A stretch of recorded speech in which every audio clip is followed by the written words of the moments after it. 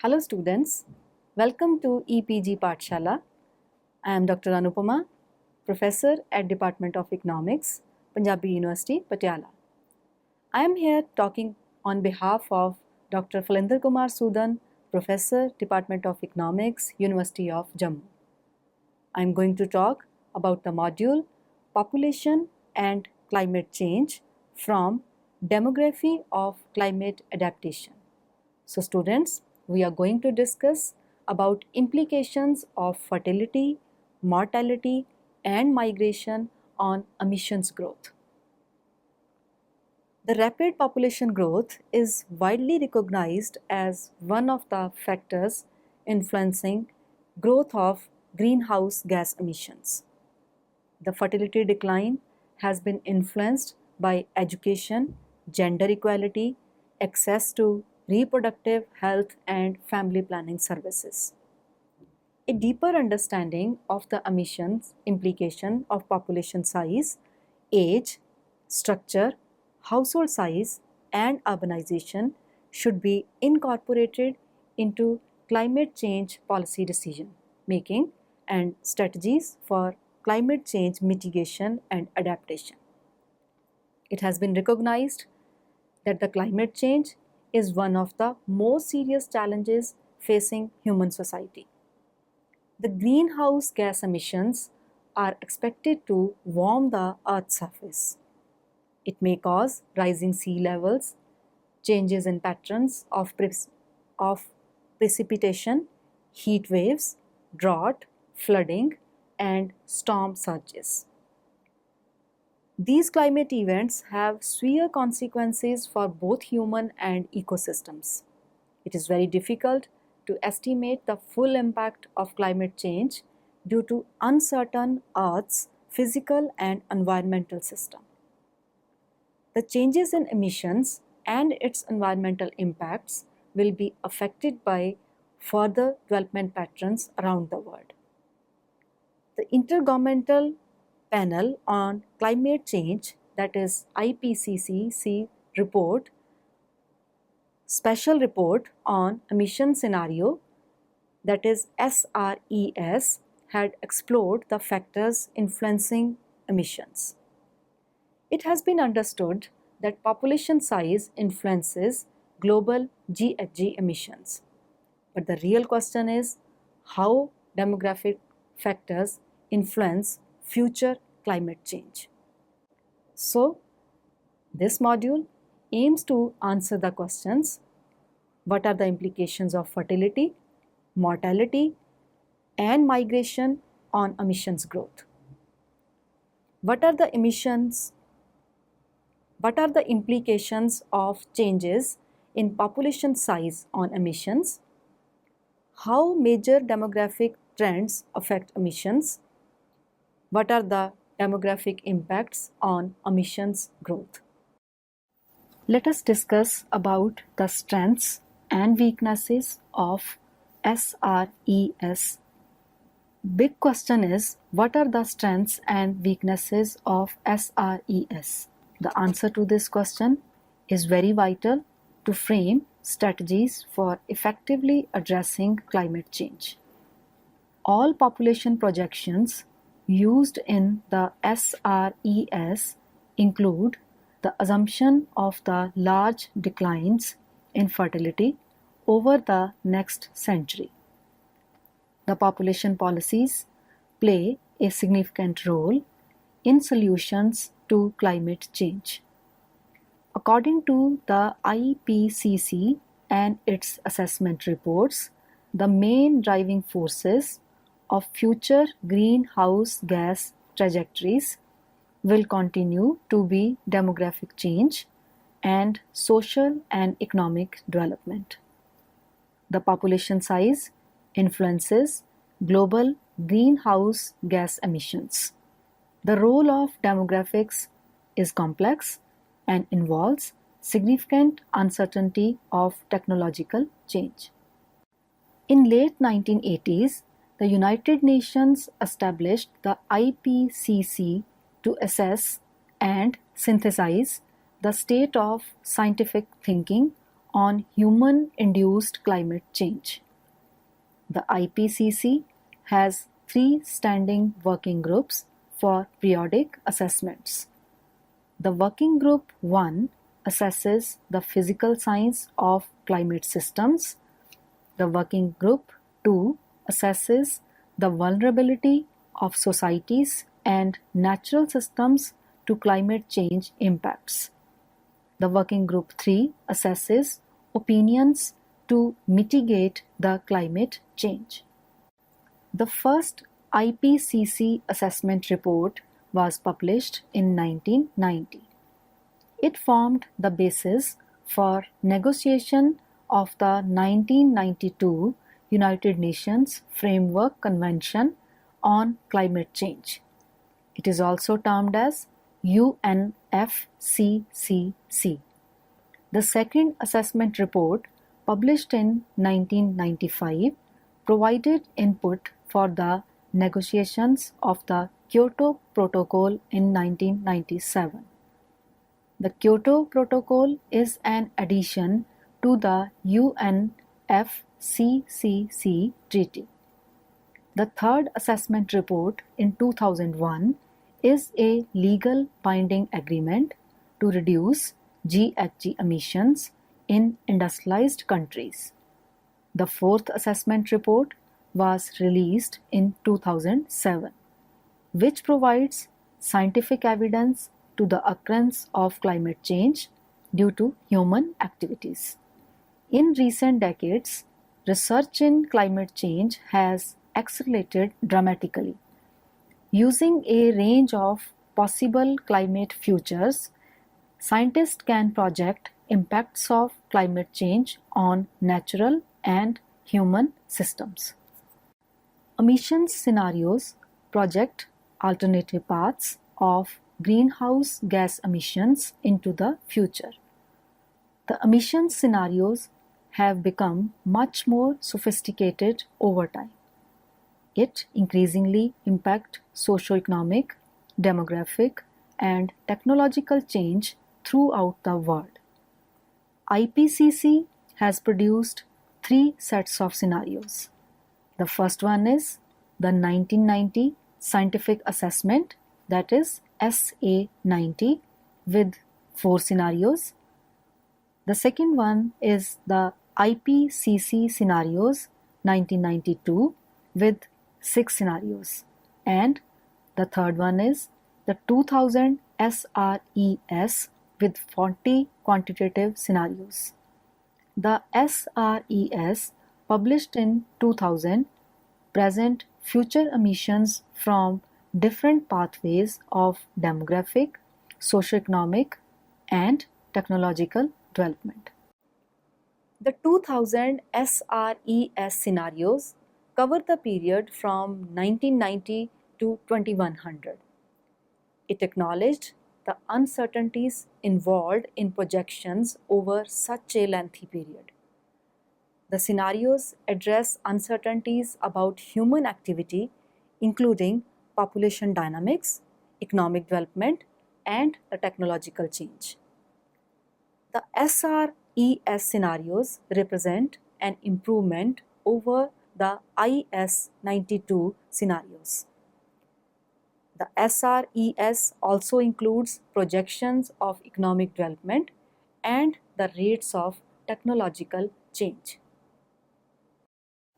Now we can discuss about the qualitative and quantitative aspects. The SRES scenarios have both qualitative and quantitative aspects. They described the relationship between population and emission and their impact on climate change. There are 4 storylines and associated families of scenarios, that is A1, A2, B1, and B2.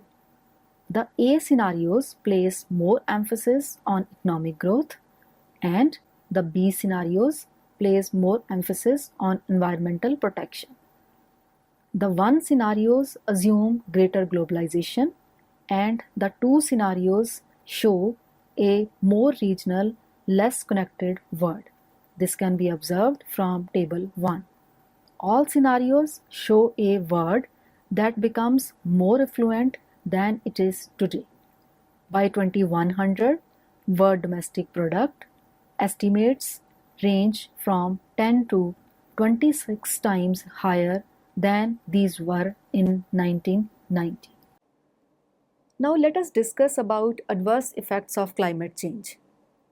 The major adverse effects of climate change include heat waves, water stress, sea level rise and extreme weather, loss of agriculture productivity and spreading of vector-borne diseases. Let us talk about the heat waves. Human population is directly affected by higher temperatures. Increasing temperatures may lead to increases in cardiovascular diseases. Higher temperatures increase the concentration of ozone at ground level. This damages lung tissues and adversely affects people with asthma and other respiratory diseases. Heat waves may also lead to increased mortality. In Europe, heat wave caused about excess deaths. In United States, people die from heat 2 times more than that from cold. Within the A1 family of scenarios, there are 3 groups of scenarios.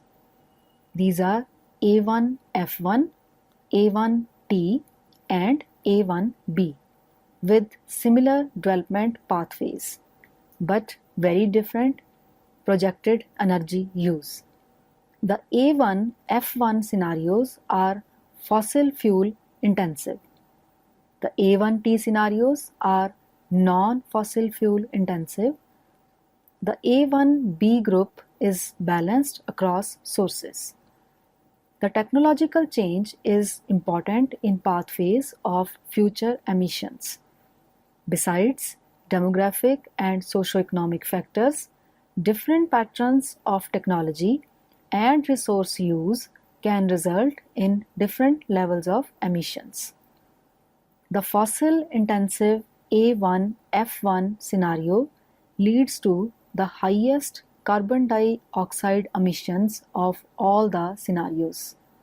The alternative energy emphasis of the A1T results in comparatively the lowest carbon dioxide emissions. In contrast, storyline A2 assumes a more heterogeneous world with regional differences in development, slower and more fragmented economic growth, and slower technological change. The storyline A2 also assumes higher population growth, with global population reaching 15 billion by 2100, over twice the projection of the A1 storyline. Under this scenario, total fertility rates, that is, the number of children the average woman has in her lifetime, will decline in various regions. But global fertility remains above replacement level by the end of the century. The A2 storyline has largely negative environmental implications. In this scenario, the forest cover continues to decline through 2100 and carbon dioxide emissions continue to grow. With high population growth, there will be slower increases in agricultural productivity. There will be higher nitrous oxide and methane emissions from land use. There will be shift in energy away from oil and gas to coal. There will be a moderate increase in non-fossil energy sources. There will be much slower economic growth in the A2 storyline. This results in medium to high emissions under this storyline. In storyline B1, income gaps between rich and poor countries are reduced. This happens due to rapid economic change and shifts to an information and service economy. The population projection is same as A1, that is 8.7 billion people by 2050, which will decline to 7 billion by 2100. There is extensive use of clean and resource efficient technology due to widespread technology transfer and improved economic equity. There will be decline in carbon dioxide emissions from loss of forest cover because population declines and agricultural productivity increases. The renewable and nuclear sources will be dominant sources of energy. The carbon emissions will be at the lowest end of the range of SRES scenarios. Under storyline B2, localized solutions to sustainability are dominant. The world is experiencing a continuously growing population along with intermediate development and technological change. The population is projected to 10.4 billion people by 2100. The B2 storyline describes a more equitable world with more environmental protection, and about half of the world's energy comes from non-fossil fuels and rest from coal, oil and gas. The emission levels under this scenario span an intermediate range. Now we can discuss emissions from SRES scenario. By 2100, total cumulative carbon dioxide emission is estimated in the range of 700 to 2540 gigatons. The different driving forces, that is demographic, development and technological change, can result in different emission levels. No single driver is a determining factor of emissions. For instance, more equitable economic development can lead to high or low emissions. Keeping economic and demographic changes constant, different shifts in technology resulted in very different emissions outcomes. Thus, all driving forces should be considered when developing mitigation strategies. Now we can discuss about population projections and the SRES. Population projections are the backbone of greenhouse gas emissions scenarios. The SRES scenarios utilize three population projections. These are number 1, IISA projections under storylines A1, A2 and B1. The IISA variants were chosen as the high and low population projections for the SRES. The full population projection is between 6.7 and 15.6 billion by 2100. The factors contributing to population growth are fertility, mortality and migration for the period 2030 to 2035.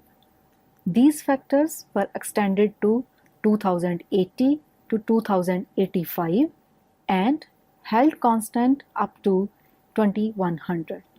In IIASA's low variant projections, the world average fertility rates fall from 2.81 in 1995-2000 to 1.39 in 2100. This drop is highly significant in sub-Saharan Africa from 5.87 to 1.44. Now let us talk about various characteristics of the SRES storylines and scenarios. The A1 storyline and family of scenarios is characterized by a low population and rapid economic growth. The world population is likely to increase to 8.7 billion by 2050, which then declines to 7 billion by 2100. There will be low fertility in Europe. The fertility would fall from 5.9 in 2000 to 1.8 to 2050 in sub-Saharan Africa. The A1 storyline projects the development and adoption of new efficient technologies with greater cultural and social interaction, and a reduction in the gap between incomes in developed and the developing countries. The UN Medium Projection Storyline B2. Storyline B2 is based on localized solutions to sustainability. In this case, fertility stabilizes at replacement level of 2.1. The world population grows from 5.7 billion in 1995 to 9.4 billion in 2050 and 10.4 billion in 2100. Population continues to grow before stabilizing at 11 billion in 2200. This population projection assumes an increase in population size in all areas of the world except Europe. There will be a dramatic drop in fertility in the less developed regions, particularly Africa, and increases in fertility rates in North America, Europe, and China. Besides fertility, the other factors contributing to population growth and change are mortality and migration patterns. The mortality is projected to decline in all regions, with life expectancy projected to accelerate faster in the areas currently experiencing higher mortality. The gap in life expectancy between more and less developed countries narrows from 13 years in 1995 to less than 4 years by 2150.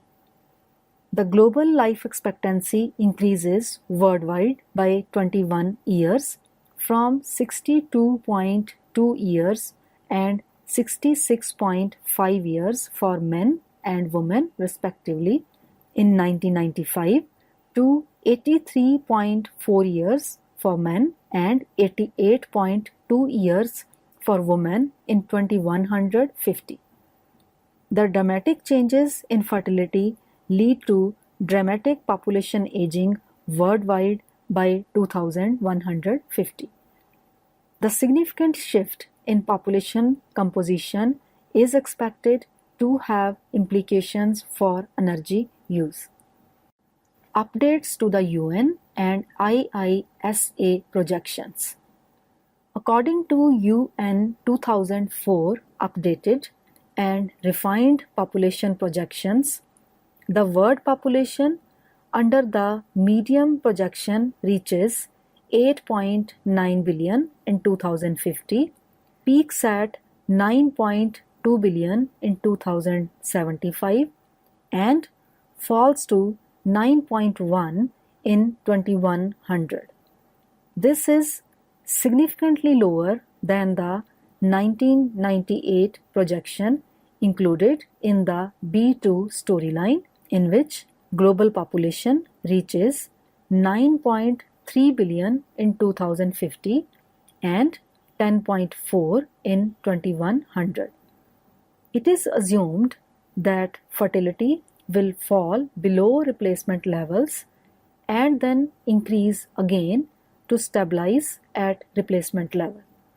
The less developed countries are projected to undergo the most dramatic demographic changes, with fertility falling from 3.1 currently to 2.04, which is below replacement level by 2050.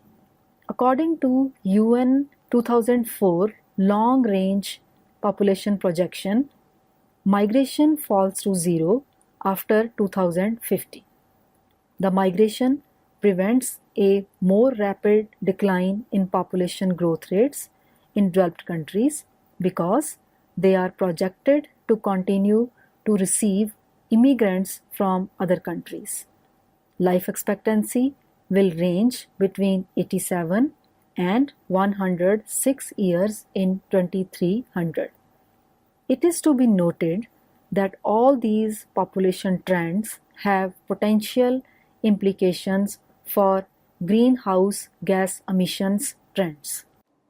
For use in the SRES storylines A1 and B1, IIASA modified their population projections from 8.5 billion in 2050 and 6.5 billion in 2100 to 8.7 billion in 2050 and 7.1 billion in 2100.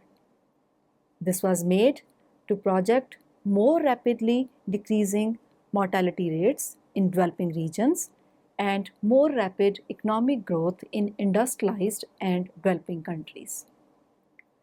The increases in life expectancy under this scenario were still dramatic, increasing from 65.4 years in 2000 to 84.3 years in 2100. The A2 storyline, marked by slower and more fragmented economic growth and technological change. Water stress. Climate change significantly affects precipitation patterns. In the last 100 years, annual precipitation has increased in large areas of the northern hemisphere. It has declined significantly in subtropical southern Asia and sub-Saharan Africa. By 2050, 5 billion people are likely to be living in water-stressed countries. The problem of water shortages is likely to be exacerbated by climate change. Due to global warming, many glaciers are retreating. The retreating of glaciers causes landslides, flash floods, and glacial lake overflows, and increase in the annual variation of water flows in rivers. These changes in the hydrological cycles are likely to affect availability of water in future. Sea level rise. The melting of glaciers and ice sheets and thermal expansion has caused sea level rise. The sea level has risen at an average 1.7 millimeter per year since 1900. Since 1993, the annual rising rate has increased to about 3 mm. The sea level will rise from 22 centimeters to 38 centimeters between 1990 and the 2080s at about 4 mm per year. The rise in sea level is projected to increase salt water intrusion into groundwater. It can also cause other environmental damage in the low elevation coastal zones. The effects of sea level rise are significant because of the concentration of population and economic activities on and near coastlines. In view of increasing coastal population, sea level rise and extreme weather events are likely to adversely affect an estimated 20% of the population in developing countries. Agricultural production loss. The climate change will surely have damaging effects on agriculture productivity in the tropics and the subtropics. The agriculture production around the globe appears stable. However, regional differences in crop production are expected to grow over time. It will lead to a significant polarization effect with continuous crop production increase in developed countries and decrease in the developing countries. According to UN's medium population projection, by 2080, substantial loss in agricultural production and an increase in the prices of crops due to climate changes will put an additional 90 to 125 million people in the poor nations into the risk of hunger. Spreading of vector-borne diseases. Global warming has resulted in vectors transmitting diseases such as malaria and dengue fever in less developed countries. The richer countries may felt more consequences in economic than health terms due to disease control measures such as vaccination, draining swamps, and pesticide use. By 2020, health impacts attributed to climate change includes deaths due to malnutrition, diarrhea, malaria, and floods. By 2030, the number of deaths due to diarrhea, malaria, and malnutrition will increase by 3%, 5%, and 10% respectively. So students, let us sum up what we have learned from this module. To sum up, we can say that the rapid population growth is one of the factors contributing to climate change. The influences of demographic factors on emissions are significant. A better analysis of demographic implications on emissions is required.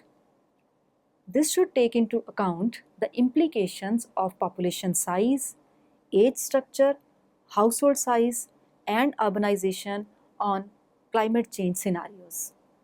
This is necessary for policy planning and decision making and strategy development for climate change mitigation and adaptation. That's all with this lecture. I hope you must have enjoyed it. Thank you.